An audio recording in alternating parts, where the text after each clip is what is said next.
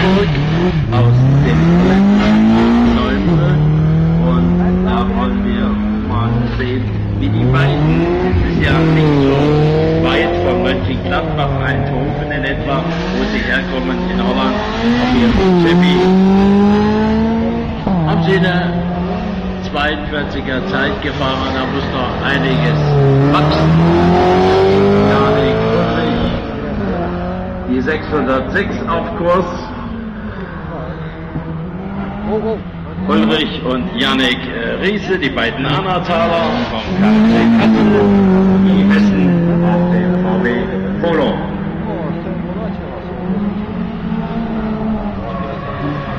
Schönes Auto, der Milchberg-Gruppe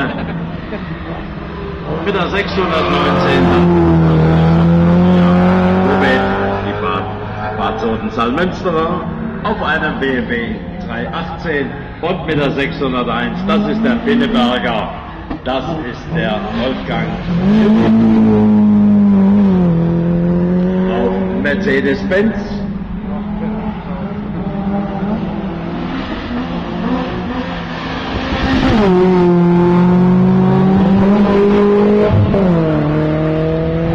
Und der Meister ist der Wolfgang aus Bittersen, den wir jetzt hier gerade mit der 601 in Höhe von Start und Ziel sehen. Er hat ja noch ein neues Auto, aber da gibt es noch Sorgen, da gibt es noch erzählte.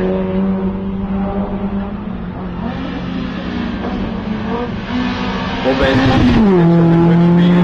den Metzgermeister sehen, da ist er schon vorbei.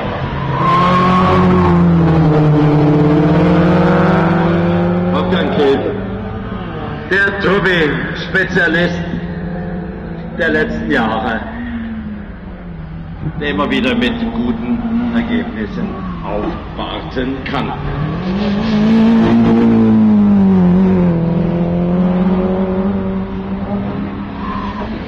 Und da die Zielflagge, die abgerufen, das heißt Ulrich und Jannik Riese.